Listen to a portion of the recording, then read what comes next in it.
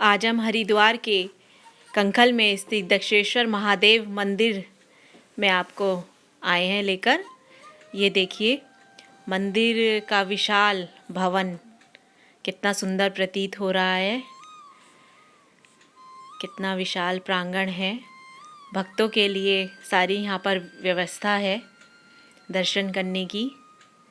ये देखिए कितना सुंदर अलौकिक सूर्य भगवान प्रकट अभी उदित हुए हैं। यहाँ पर पीपल के वृक्ष की परिक्रमा करने का विशेष महत्व है। जो स्त्रियाँ सुहागन होती हैं वो अपने पति की लंबी आयु के लिए इसकी परिक्रमा करती हैं और कन्याएं भी अच्छे वर के लिए इसकी परिक्रमा करती हैं। आइए गंगा जी के दर्शन भी करा दें। यहाँ पर बहुत ही सुंदर गंगा जी का अलौकिक दृश्य, बहुत सुंदर घाट बना हुआ है। यहाँ पर आप स्नान भी कर सकते हैं, पूजा जो भी करना चाहें। आइए सूर्य भगवान को जल भी दे दें। देखिए सूर्य भगवान को जल देकर पुण्य का लाभ कमाएं। अति सुंदर। ये देखिए यहाँ पर पंडित जी, विजय पंडित जी इनका नाम है, वर्षों से भक्तों की पूजा कराते आ रहे हैं। ये अंदर हम अब शिवलिंग जहाँ पर स्थापित है वहाँ पर प्रवेश कर रहे हैं। प्रवेश द्वार है ये।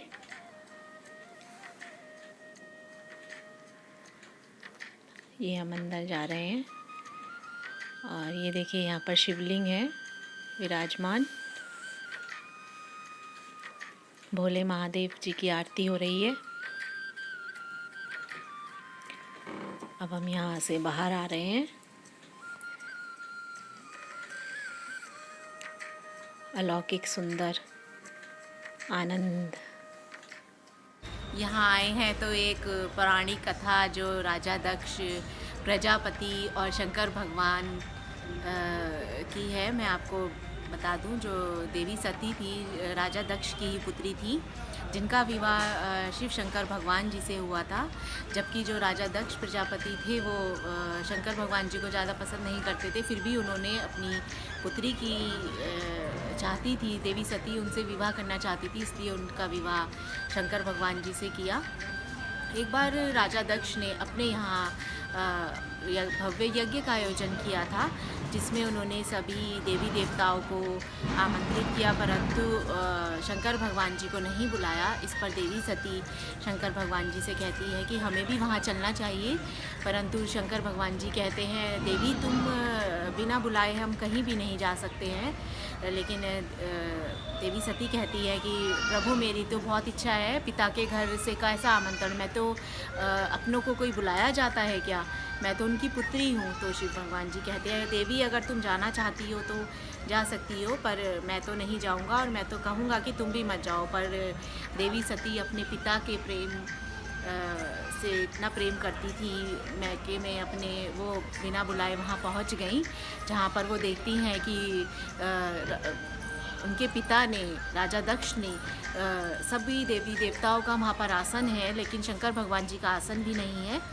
तो वो अपने पिता से पूछती हैं पिताजी आपने मेरे पति को क्यों नहीं बुलाया, मुझे क्यों नहीं बुलाया यज्ञ में। तो राजा दक्ष जो शंकर भगवान जी को पसंद नहीं करते थे, अपने जमाता को वो बहुत अपमान करते हैं उनके लिए अब शब्द बोलते हैं जिन्हें देवी सती बर्दाश्त नहीं कर पाती हैं और बहुत अपमानित महसूस करती हैं।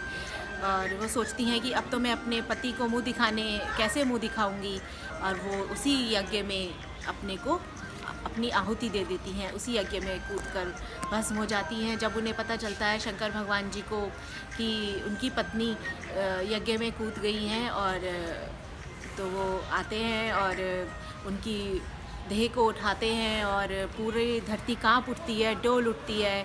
इस पर विष्णु भगवान जी सोचते हैं कि अब तो ये धरती का अंत हो जाएगा, दुनिया नष्ट हो जाएगी।